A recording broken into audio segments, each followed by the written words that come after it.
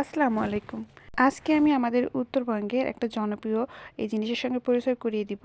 এটা দেখতে পাচ্ছেন, এটা হচ্ছে দই, যেটা আমাদের উত্তরবঙ্গের প্রত্যেকটা ঘরে ঘরে সবার বাসায় রয়েছে। বলতে পারেন যে মেয়ে থেকে শুরু করে মেয়ের শ্বশুরবাড়ি পর্যন্ত এইটা দেখতে পাবেন যে এইটা এতটাই কাজের জিনিস।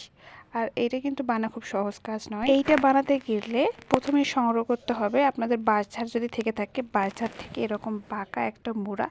আর এই মূলটা সংরক্ষণ করার পর এটা সুন্দরভাবে প্রসেস করতে হবে। আর যদিও এটা কঠিন কাজ, তারপরও যারা দক্ষ রয়েছে তারা এটা খুব সহজেই করতে পারে।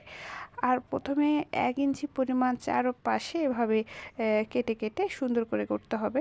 আর এরপর মুখের অংশটা কেটে বাদ দিতে হবে। এই জিনিসটা ঐতিহ্যবাহী কেন বলতেছি, আমাদের উত্তরবঙ্গে প্রত্যেকটা বাসায় এটা থাকাই লাগবে।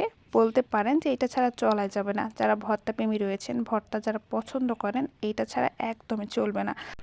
আর অনেক সময় হয় কি, আমরা এইটা পরিবারের আত্মীয় স্বজনের কাছে অনেক সময় গিফট করে থাকি, কারণ অনেক সময় এটা পাওয়া যায় না, আর কিনতে পাওয়া যায় না। বাসায় তৈরিটা অনেক বেশি ভালো হয়ে থাকে।